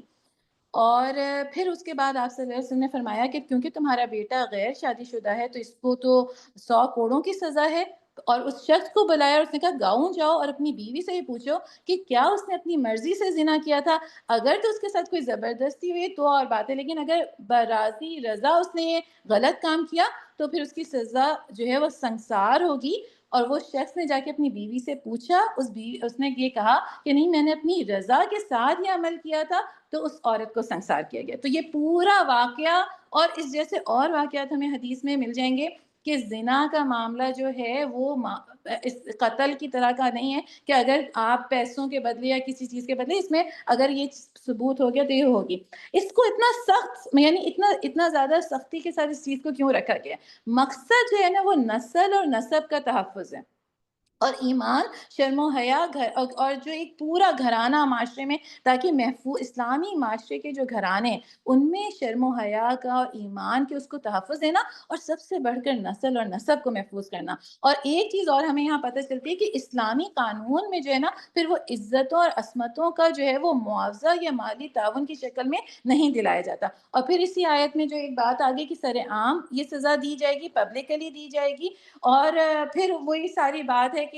اچھا اب سزا جو ہے وہ کب دی جائے گی یہ بھی اس میں بتا دیا گیا ہے کہ 4 جو ہے وہ گواہ ہونے چاہیے، اگر 4 گواہ ہوں تو اس کے چشم دید گواہ یعنی آئی وٹنس، تو پھر یہ سزا جو ہے وہ دی جائے گی جن پہ یہ الزام لگایا جائے گا زنا کا۔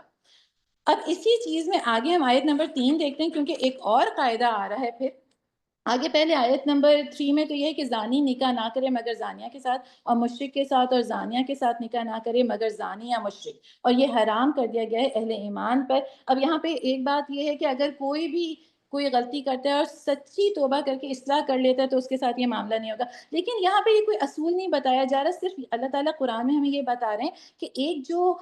زانی اور مشرک کی دیکھیں بات آ رہی ہے۔ مشرک شرک کرنے والا کون ہوتا ہے؟ جو ایک اللہ کی عبادت پہ راضی نہیں ہوتا، وہ در در بھٹک رہا ہوتا ہے، اس کے کئی خدا ہوتے ہیں۔ اور زانی کون ہوتا ہے؟ اس کا بھی جو نفس ہے نا اس کو کئی جگہ لے کے جو ہے نا وہ جا رہا ہوتا ہے۔ تو دونوں کا معاملہ یہ ہوتا ہے۔ تو یہاں اللہ تعالیٰ یہ بتا رہا ہے کہ جن کی نفس میں، جن کے فطرت میں خرابی ہوتی ہے نا، وہ کسی نیک فطرت اور صالح شخص کے ساتھ زندگی گزار بھی نہیں سکتے، کمفرٹیبل رہ بھی نہیں سکتے۔ تو یہاں یہ بتایا جا رہا ہے کہ جن کی فطرت میں گندگی ہوتی ہے نا وہ پھر کسی اچھے شخص کے ساتھ زندگی نہیں گزار سکتے، وہ پھر اپنے ہی جیسے فرد کے ساتھ ان کی زندگی جو ہے نا وہ زیادہ وہ ہوتی ہے، گزرتی ہے بہتر۔ پھر آگے جو ہے 4 میں جو ہے نا پھر ایک بات آ رہی ہے کہ جو پاک دامن عورتوں پر تہمت لگائیں اور 4 گواہ لے کر نہ آئیں ان کو 80 کوڑوں کی سزا۔ اب یہ ہے کہ اگر کسی کو نے بھی سوسائٹی میں کسی عورت پہ جو ہے یہ الزام لگا دیا اور شہادتیں نہیں لا پایا، وہ یعنی 4 گواہ نہیں لا پائے، اس کو قانون قذف کہا گیا ہے۔ اور اس کی کیا سزا ہے کہ اگر وہ 4 گواہ نہیں لا پاتا اور پروف نہیں کر پاتا اپنے جو اس نے وہ کیا ہے الزام لگایا ہے، تو پھر 80 کوڑوں کی سزا ہے۔ اور جو ہے اس کو قانون قذف کے طور پہ جو ہے نا وہ بتایا گیا آیت نمبر 4 اور 5 میں۔ اب یہاں پہ ہم یہ ضرور دیکھ لیں کہ آج ہمارا معاشرے کا کیا حال ہے۔ گوسپس، اسکینڈلز، کامنٹس، اور کسی کے بارے میں بھی، کسی کے بیوی کے بارے میں، کسی کے شوہر کے بارے میں، کسی کے بچے کے بارے میں، کچھ بھی جو ہے بغیر سوچے، بغیر معلوم کیے اور کہیں پہ بھی بیٹھ کے اظہار خیال کر دینا۔ تو یہاں اس چیز کے بارے میں بتایا جا رہا ہے کہ सोच समझ कर जो है ना इंसान कोई भी बात जो है वो सोच समझ कर अपने मुंह से निकालो, क्योंकि तुम्हारी एक बात जो है वो उस माशरे में बुराई कहाँ तक लेके जाएगी तुम्हें इस चीज़ का अंदाज़ा नहीं है। उसके बाद आयत नंबर 6 से लेकर 10 तक तीसरा कायदा लान का बताया गया है। लान का कायदा क्या है कि अब एक तो मामला ये है ना कि किसी ने खुद कबूल कर लिया कि उसने कोई खराबी की, है ना, जिना के बारे में या कुछ, या ये कि किसी ने इल्ज़ाम लगाया और उसने 4 गवाह ले आए। लेकिन अगर मियाँ और बीवी का मामला है और शौहर 4 गवाह नहीं ला पा रहा, तो मियाँ और बीवी का मामला ऐसा नहीं होता कि जिसको जो है ना वो फिर हम इस तरह से जो है वो छोड़ा जा सकता है। क्यों? क्योंकि जो है वहाँ पे क्या बात आ रही है कि अब असल जो चीज़ है कि वहाँ इसमें क्या बात है कि शौहर जो है ना, ये मुमकिन है कि एक पूरी फैमिली जो है ना, ज़ाहिर है मियाँ और बीवी तो पूरे ख़ानदान को लेके उस चल रहे होते हैं, नस्लों तक इस चीज़ के असरात होते हैं। तो मियाँ-बीवी के दरमियान अगर ये बात आ गई कि मियाँ शौहर या बीवी एक-दूसरे के साथ मुख़लिस नहीं है, तो फिर वो अदालत में जाएँगे और 5 कस्में खाएँगे। और हर कसम के बाद जो है ना वो जो जज है वो इस चीज़ की याद दहानी करवाएगा कि देखो झूठी कसम नहीं खाओ और एक दूसरे पे लानत करेंगे। ये लान का जो तरीका है इसमें क्या है कि शौहर बीवी मतलब हर कसम के बाद वो जो है शौहर बीवी के ऊपर ये कहेगा कि मैं जो है, यानी हर कसम के बाद काजी मदाखलत करता है और कहते हैं कि अल्लाह से डर। फिर दूसरी कसम के बाद वो हर दफ़ा कसम क्या खाते हैं, लानत करते हैं एक दूसरे के ऊपर। और पांचवी कसम के बाद वो ये कहते हैं कि अल्लाह से डर, आखिरत के अजाब के बदले दुनिया का अजाब बर्दाश्त कर लेना आसान है। लेकिन जब आखिरी कसम भी हो जाती है तो उसके बाद जो है ना, अब या तो ये है ना कि इस्लाम ये जब कस्में खाई जा रही हैं तो शौहर और बीवी में से कोई भी इस चीज़, यानी बीवी या शौहर जिसके ऊपर इल्ज़ाम लगाया, यानी जिस तरह शौहर ने बीवी के ऊपर इल्ज़ाम लगाया, तो या तो ये कि बीवी इस चीज़ को मान ले कि हाँ उसने गलती की है, तो फिर तो वो ज़ाहिर है कि उसको रजम की सज़ा दी जाएगी। वरना क्या है कि उनमें तलाक वाक़ई हो जाएगी, और अगर उनकी औलाद है तो वो बच्चा माँ के पास रहेगा और ये तलाक दायमी होगी, फिर कभी भी उस शौहर के साथ उस औरत का दोबारा निकाह नहीं होगा। ठीक है? ये लान का कायदा था जो कि हमें आयत नंबर 6, 7, 8 और 9, 10 तक जो है वो हमें मिलता है। आगे के जो 2 रुकू हैं 12 से लेके 26 तक, उसमें जो है वो पूरी वाक़या इफ़क है। वाक़या इफ़क यकीनन आप लोगों ने जो है वो पढ़ा हुआ होगा कि किस तरह से जो है ग़ज़वा के बाद हज़रत आयशा काफ़िले के साथ और वापस आ रही थीं और उनका एक हार गिर के टूट जाता है, वो उसको ढूँढने के लिए रुकती हैं और फिर उसके बाद जो है ना वो क्या नाम है काफ़िला उस दरमियान निकल जाता है। तो फिर वो एक सहाबी के साथ जब वापस आ रही होती हैं तो अब्दुल्ला बिन उबई जो है वो देख लेता है वो गलत बात हज़रत आयशा और जो वो सहाबी थे सुफ़ान मुअत्तिल जो थे, सुफ़ान बिन मुअत्तिल, उनके बारे में जो है वो मशहूर कर देता है और ये बात मदीना में पूरी फैल जाती है। अब ये जो पूरी वाक़या है ये आप लोग खुद भी पढ़ लीजिएगा 12 से लेके 26 तक, और मुझे पूरा ये है कि यकीनन सबको पता भी होगा। इससे जो कुछ चीज़ें अल्लाह ताला हमें इस पूरे वाक़ये में जो हमें बता रहे हैं, हम उनको देख लेते हैं कि सबसे पहली बात जो इस पूरे वाक़ये का कन्क्लूज़न है, वो अगर जब आप पढ़ेंगे कि इसमें अल्लाह ताला ने एक तो ये बात बताई कि कोई मतलब ज़रूरी नहीं है कि जिसको तुम शर समझ रहे हो वो शर ही हो, बल्कि उसमें से खैर निकालने वाली भी अल्लाह की ज़ात है ना। यानी शर नहीं खैर समझो, जो भी कोई बात होती है उसको। और इसमें हमें क्या बात पता चलती है, उस वक़्त ये पूरा वाक़या हुआ और इसकी पूरी डिटेल है पूरे 2 रुकू में। और हज़रत आयशा रज़ी अल्लाह अन्हा की इज़्ज़त, इकराम की गवाही अल्लाह ताला ने कुरान में फिर इन 2 रुकू में उनको जो दी है, और ये बहुत खूबसूरत वाक़या है। पूरी इसकी डिटेल्स हैं कि किस तरह से हज़रत आयशा अपने वालिद और वालिदा के घर चली जाती हैं जब आप सल्लल्लाहु अलैहि वसल्लम के कानों तक ये बात पहुँचती है, और फिर किस तरह वो रोती हैं, अल्लाह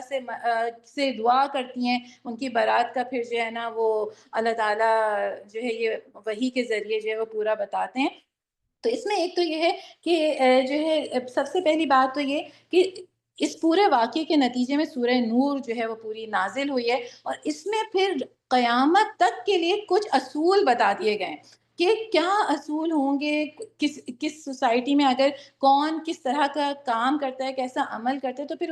اس کے ساتھ کس طرح کا معاملہ کرنا ہے. تو ایک تو یہ بات آ گئی. دوسری جو اس میں ایک بات آتی ہے کہ جس نے اس میں جتنا حصہ لیا اس نے اتنا گناہ سمیٹا. اب ہمیشہ تک کے لیے مسلمان معاشرے میں، یعنی کوئی بھی ہم بات دیکھتے ہیں، کوئی چیز محسوس کرتے ہیں، تو اس طرح کے واقعات معاشرے میں بھی ہوتے ہیں، خاندانوں میں بھی ہوتے ہیں، گھروں کے اندر بھی ہوتے ہیں. لیکن اصل کیا چیز ہے کہ اس کے بعد اس کو سن کے آگے پھیلا دینا، یہ بالکل غلط عمل ہے. بلکہ اللہ تعالیٰ نے کہا تم نے بہتر گمان کیوں نہیں کیا. اللہ تعالیٰ ہمیں کیا بتا رہے ہیں کہ جب بھی کوئی تم کسی کے بارے میں ایسی بات سنو، بہتر گمان کرو. اور اس کو سنی سنی بات کو آگے پھیلا دینا، تو یہ بالکل وہی معاملہ ہے کہ تم نے جس نے اس معاملے میں جو جتنا حصہ ڈالے گا اتنا ہی گناہ سمیٹے گا. تو اور پھر اس کے بعد پھر وہی ساری بات آتی ہے کہ ہم اپنے اگر آج کی سوسائٹی کو دیکھیں کہ واٹس ایپ پہ ہی کتنے، فیس بک پہ چلے جائیں تو کس طرح کی پوسٹ لوگ شیئر کر رہے ہوتے ہیں بغیر کسی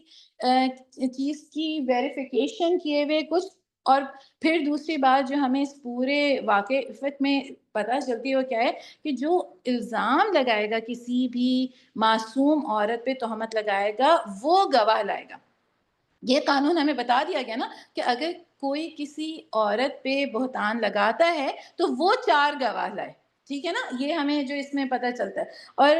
ہم نے کیا کیا ہے اپنے معاشرے میں آج اس چیز کو بالکل الٹ دیا. یعنی یہ کہ جب بھی کسی کے اوپر الزام لگتا ہے تو الزام لگانے والوں کی زبانیں تو کھلی ہوتی ہیں، اور وہ تو بڑے آرام سے کچھ بھی کہہ کے کہ ہم نے ان کی بیٹی کو وہاں دیکھا، اتنی رات میں آ رہی تھی، یا دیکھو ذرا مردوں کے درمیان کام کریے، کچھ بھی بغیر سوچے کسی چیز کے کیا کانسیکوینسز ہو سکتے ہیں اس بچی کے رشتے میں، اس بچی کے کچھ نہیں ہم سوچتے، آرام سے تبصرہ کر کے ایک جگہ سے اٹھ کے اور دوسری جگہ چلے جاتے ہیں. اور یہی معاملہ بالکل ہم لڑکوں کے معاملے میں بھی کرتے ہیں. تو اللہ تعالیٰ یہاں پہ ہمیں اللہ تعالیٰ یہ قانون بتا رہا ہے کہ اگر کوئی کسی کے بارے میں بات کرے گا تو وہ پھر گواہ لے کے آئے گا، ورنہ پھر اس کو 80 کوڑوں کی جو ہے نا وہ سزا بتائی جا رہی ہے. اور یہاں ہم نے اپنے معاشرے میں کیا کیا کہ لوگ بیٹھے بیٹھے لوگوں کے اوپر الزام لگا رہے ہوتے ہیں، اور اپنی عزت کو بچانے کے لیے ڈیفینڈ بھی وہی شخص کرے کہ جس کے اوپر جو ہے نا وہ الزام جو ہے وہ لگایا جا رہا ہے. پھر اس کے بعد آگے جو ہم آیات اب ہم دیکھتے ہیں ہماری، ہم کوشش کریں گے کہ سورہ نور ہی ہم آج مکمل کر لیں. سورہ فرقان کی تو ہمارے پاس 20 ہی آیات ہیں اس کی. تو ہم سورہ اس میں آیت نمبر، پھر اس کے بعد آگے سمجھ لیجیے 26 پہ جب یہ واقعہ آیت نمبر 26 تک واقع افق ہے، پھر آیت نمبر 33 میں جو ہے نا وہ غلامی ختم کرنے کے مختلف اسٹیپس بتائے جا رہے ہیں کہ اگر کوئی غلام ہے یا کوئی ایسی لانڈی وغیرہ ہے جو کہ مطلب کچھ پیسوں کے ساتھ جو ہے وہ پورا بتایا گیا ہے کہ اگر کچھ پیسے لے کے وہ آزاد ہونا چاہے تو اس کے پورے اسٹیپس بتائے گئے ہیں آیت نمبر 33 میں. اور پھر اس کے بعد کیا بات آ رہی ہے کہ آگے 3 مثالیں آئی ہیں. اگر آپ جو ہے اس کو دیکھیں آیت نمبر، اب آپ آ جائیے آیت نمبر 36، 35، 36، 37. یہاں پہ جو ہے نا 3 بہت خوبصورت تمثیل جو ہیں وہ بتائی گئی ہیں. سب سے پہلی تمثیل تو کیا بتائی گئی ہے کہ اللہ آسمانوں اور زمین کا نور ہے، اور کائنات میں اس نور کی مثال ایسی ہے جیسے کہ ایک تاک میں رکھا ہوا چراغ. بہت ہی خوبصورت. یعنی کیا اللہ کا نور جو ہے، اللہ کا نور کیا، اللہ کا دین اس پوری کائنات کو منور کرنے والا ہے. اور نور کیا کرتا ہے، روشن کر دیتا ہے نا بالکل ہر چیز کو، جو ہے غلط اور صحیح کو بالکل واضح بیان کر کے بتا دیتا ہے. اور پھر اس کے بعد کیا اللہ تعالیٰ نے بتایا کہ پھر نورن علی نور، کیا کہ ایک وہ شخص کے جس کو وہی اللہ کا ایمان، اللہ کا نور جس تک پہنچ جائے اور پھر اس کی فطرت بھی نیک ہو، تو پھر وہ کس طرح سے پھلتا اور پھولتا ہے. بالکل جس طرح سے انسانوں کے خاندان پھلتے اور پھولتے ہیں، اسی طرح نیکیوں کے خاندان بھی جو ہیں وہ پھلتے اور پھولتے ہیں، اور ان کی بھی وہ ہوتی ہیں. ہم ایک کام نیک شروع کرتے ہیں اور جس کی فطرت میں نیکی ہوتی ہے، اللہ تعالیٰ یہ بتا رہے ہیں اس کو جب یہ پوری تمثیل آپ پڑھیں، میرے پاس ظاہر بات ہے کہ اس وقت 1 گھنٹے میں اس کو پورا پڑھنے کا وقت نہیں ہے، کہ کس طرح سے وہ جب جس کا تیل آپ یا بھڑکا پڑتا ہے، چاہے آگ اس کو نہ لگے، اس طرح روشنی پر روشنی بڑھنے کے تمام اسباب جمع ہو جاتے ہیں، اور اللہ اپنے نور کی طرف جس کی چاہتا ہے رہنمائی کرتا ہے، وہ لوگوں کو مثالوں سے سمجھاتا ہے۔ یعنی ایک تو انسان نیک فطرت ہو، صالح ہو، پھر اس کو اللہ کی ہدایت پہنچ جائے، اللہ کا نور پہنچ جائے، اللہ کی وحی پہنچ جائے، اللہ کی کتاب کا راستہ وہ پکڑ لے، اور پھر کس طرح سے یہ نیکی کے سفر کو وہ بڑھاتا چلا جاتا ہے، اس کی یعنی کہہ لیجیے کہ کس طرح سے اس میں اضافہ ہوتا چلا جاتا ہے۔ پہلی یہ مثال بتائی گئی ہے، پھر اس کے بعد جو دوسری مثال بتائی گئی ہے وہ آیت نمبر 39 اور 39 میں بتائی گئی ہے کہ اس کے برعکس جنہوں نے کفر کیا، ان کے اعمال کی مثال ایسی ہے جیسے دشت بے عام میں سراب کے پیاسا اس کو پانی سمجھتا ہے۔ یعنی جنہوں نے کفر کیا ہوگا ان کے ساتھ کیا معاملہ ہوگا، یہ جو ہے وہ بالکل وہی بات ہے کہ وہ بالکل اندھیروں میں جو ہے وہ بھٹکتے ہوئے ہوں گے، اور جنہوں نے نہیں اللہ کو یعنی مانا کہ زندگی گزار رہے ہوں گے یہ سمجھ کر کہ صحیح راستے کے مسافر ہیں، لیکن جب اللہ کے پاس آپ کو پتہ ہے نا سراب کیسا ہوتا ہے، ہم مدینہ سے جب بعض دفعہ مکہ آ رہے ہوتے ہیں، تیز دھوپ ہوتی ہے تو ہمیں دور دکھ رہا ہوتا ہے کہ اس طرح پانی ہے پانی ہے، جتنی ہم اس کے قریب جاتے چلے جائیں ہمیں پتہ چلتا ہے ریگستان ہی ہے، ریت ہی ہے، تپش ہے، دھوپ ہے، اور کچھ نہیں ہے، خشک سالی ہے، لیکن ہمیں دور سے وہ سراب جو ہے وہ دکھائی دے رہا ہوتا ہے۔ تو اللہ تعالیٰ ایسے لوگوں کی مثال جو دھوکے میں اپنی زندگی کو گزارتے ہیں، کفر میں اپنی زندگی گزارتے ہیں، جب وہ اللہ کے پاس پہنچیں گے اس چیز کی امید میں کہ وہ نیکیاں بھیجتے رہے ہوں گے، تو ایک سراب ہوگا جو کہ وہ وہاں پائیں گے، وہاں کچھ نہیں پائیں گے، بالکل وہی تپش، وہی وہی تہی دامہ جس طرح سے وہ دنیا سے گئے تھے وہی رہیں گے، بلکہ وہ اور اسی طرح پیاسے، اللہ تعالیٰ نے یہ کہا ہے کہ پیاسا اس کو پیانی سمجھے ہوئے ہوتا ہے۔ اور پھر اس کے بعد ایک تیسری مثال بتائی گئی ہے کہ جیسے گہرے سمندر میں اندھیرا کے اوپر ایک موج چھائی ہوئی، اس پر ایک موج اور اس کے اوپر ایک بادل تاریکی مسلط ہے، آدمی اپنا ہاتھ نکالے تو اسے بھی نہ دیکھ پائے۔ اور یہ مثال جو ہے نا وہ کیا ہے کہ کفر میں بھی جو ہے نا ایک جو دوسری مثال ہے نا وہ شخص ہے جو ہے تو کفر کی حالت میں، لیکن نیکی کرنے کا ایک جذبہ یا ایک تھوڑا سا شوق اس کے اندر ہے، لیکن وہی بات کہ یا تو نیت کا اخلاص نہیں کر پاتا یا طریقہ صحیح نہیں کر پاتا۔ تو دوسری مثال تو اس کی تھی جو نیکی تو کرتا رہا لیکن غلط طریقے سے، تو وہ جب پہنچے گا تو وہاں کچھ نہیں پائے گا۔ لیکن یہ جو تیسری مثال ہے نا، یہ تو اندھیرے پہ اندھیرا، تاریکی پہ تاریکی، یعنی جس کی راہ بھی گم ہو گئی، جس کی ہدایت بھی گم ہو گئی، جس کا نور بھی گم ہو گیا، وہ تو ایک کے بعد ایک اندھیروں میں جو ہے نا وہ بالکل ڈوبا ہوا ہے۔ اور یہ آیت جب ایک فرینچ ایڈمرل جو نیوی کا تھا، اس نے جب یہ آیت قرآن کی پڑھی تو اس نے پوچھا کہ کیا تمہارا پروفٹ جو ہے وہ اس نے کبھی سمندر کا سفر کیا ہے؟ تو اس کو بتایا گیا کہ نہیں، نبی صلی اللہ علیہ وسلم نے تو کبھی جو ہے وہ سمندر کا سفر تو نہیں کیا تھا۔ تو اس نے فوراً جو ہے وہ اسلام قبول کیا، کیونکہ یہ ایک جو لوگ سمندر کے سفر کرتے ہیں ان کو ہی یہ موج اور موج کے اوپر موج اور تاریکی کا جو ہے نا اندازہ ہو سکتا ہے۔ اور اس نے یہ کہا کہ اگر جس نے سمندر کا سفر نہ کیا تو یہ کلام وہ بتا ہی نہیں سکتا، تو یہ یقیناً اللہ وحدہ لا شریک لہ کا کلام ہے۔ اور اس کے بعد جو ہے آگے ہم سورہ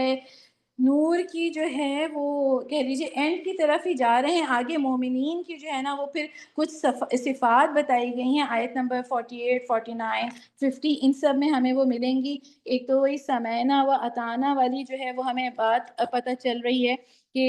جو ہے سنو اور اطاعت کرو۔ پھر اس کے بعد کیا بات پتہ چلتی ہے کہ ایک سے کہ سب سے پہلی کیا بات ہمیں پتہ چل رہی ہے کہ وہ اللہ کی نہ صرف یہ کہ اللہ کی بات کو سنتے ہیں بلکہ اس کو قبول بھی کرتے ہیں۔ اور اس کے بعد یہاں پہ زینت کی آیت بھی جو ہے وہ آئی تھی۔ پیاری بہنوں، سورہ نور ایک ایسی آیت ہے، اس کو خود سے بیٹھیں اور جو ہے نا اس کو پڑھنا بہت ضروری ہے۔ پھر اللہ تعالیٰ ایمان لانے والوں کے ساتھ جو ہے نا وہ 4 وعدے کر رہے ہیں اس میں، جو کہ جو ہے کیا ہیں، 3 وعدے کیے ہیں اللہ تعالیٰ نے کہ اللہ تعالیٰ جو لوگ ایمان لائیں گے اور سمعنا و اطعنا کریں گے تو ان کو اللہ تعالیٰ زمین میں خلیفہ بنائے گا، دین کو قائم کرے گا، اور ان کے خوف کو جو ہے نا وہ امن میں بدل دے گا۔ یہ اس کے آج ہم نے کچھ چیزیں سورہ نور کی تھوڑی ڈیٹیل سے دیکھیں، کچھ کو ہم تیزی سے گزرے۔ سورہ مومنون کو ہم نے پورا مکمل کیا۔ سورہ فرقان جو ہے نا وہ آگے کہہ لیجئے کہ مکی سورہ ہے، اور اس کی 20 آیات جو ہیں وہ ہمارے 18ویں سپارے میں۔ فرقان جو ہے وہ ہم بہت دفعہ اس کے معنی سمجھ چکے ہیں کہ ایسی چیز جو چھاڑ دے، بالکل فرق کر دے، الگ الگ بیان کر دے حق اور باطل کو، صحیح اور غلط کو۔ اور اس کے بعد یہ جو پہلی 18-19 آیات ہیں، ان میں اللہ کی قدرت کا ذکر ہے اور آخرت کی جو ہے وہ یاد دہانی ہے، اور اس کو انشاءاللہ پھر کل 19ویں پارے میں آپ لوگ مکمل کریں گے۔ سورہ نور کو جب ہم پڑھتے ہیں تو اس میں اس چیز کا خیال رکھنا کہ یہ سورہ میں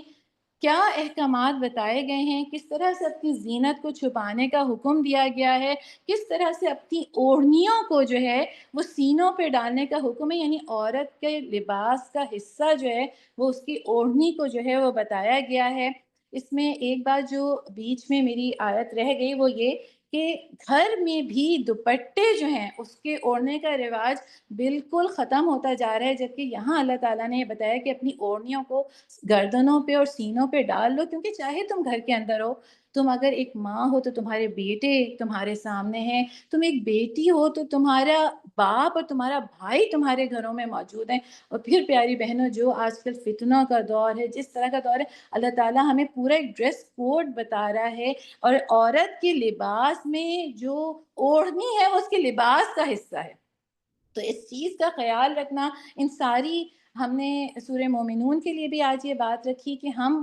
جو مومنین کی صفت ہم نے پڑھی ہے، ہم اپنے بچوں کو ایک ایک صفت روزانہ بتانے والے ہوں، اور ان کو بتائیں کہ یہی کامیابی کی وہ کنجی ہے جو اللہ نے بتائی ہے، اور یہ وہ راستہ ہے جس کو ہم دنیا میں بہت سی چیزوں کو کامیابی کا سمجھ رہے ہوتے ہیں کہ یہ کامیابی کی ضامن ہے، وہ کامیابی کی ضامن نہیں ہے۔ کامیاب وہ لوگ ہوں گے جن میں یہ صفات ہوں گی۔ اور اس کے بعد ہم اپنے بیٹے اور بیٹیوں کے ساتھ سورہ نور کے احکامات پڑھنے والے، کیونکہ پیاری بہنوں آج کا جو فتنہ ہے اس میں ان حدود کے لیے بڑی جو ہے وہ باتیں بنائی جاتی ہیں، ان کو استغفر اللہ ظالم اور پتہ نہیں کیا کیا کہا جاتا ہے، تو ان کو بیٹھ کے سننے، ان کو سمجھنے والے ہوں اور ان کو سمجھانے والے ہوں، کیونکہ جو زنا کی بھی جو حد ہے، دیکھا جائے کہ وہ بہت مشکل ہے کہ 4 گواہ آئے وٹنس ایسے آئیں، سوائے اس کے کہ وہ شخص خود اس چیز کا اقرار کر لے کہ اس نے یہ گناہ کیا، ورنہ 4 چشمدید گواہ مہیا کرنا کہ انہوں نے کسی عورت اور مرد کو یہ فیل کرتے دیکھا، بہت بہت ہی مشکل ہوتا ہے۔ اور وہی بات ہے کہ اگر کوئی اتنے کھلے عام کسی بے حیائی کا ارتکاب کر رہے تو پھر اس کے ساتھ کیا معاملہ ہونا چاہیے۔ اور یہ حد اس لیے ہے کیونکہ اسلام میں نسلوں کی اور نسب کی حفاظت کی بہت اہمیت بتائی گئی ہے۔ یہاں اس نوٹ پہ ہم آج اپنی کلاس کو مکمل کرتے ہیں۔ اللہ تعالیٰ اس کو ہمارے لیے سمجھنا آسان کرے، اس پہ عمل ہم اپنی زندگی میں یہ فرض کی گئی ہے، ان کو پڑھیں، اس سے جڑیں، اپنے بچوں کو جوڑیں، اور اس سے یہ خیر جو ہے نا اس کا انشاءاللہ حاصل کرنے والے ہوں۔ وآخر دعوانا ان الحمد للہ رب العالمین۔ السلام علیکم ورحمۃ اللہ وبرکاتہ۔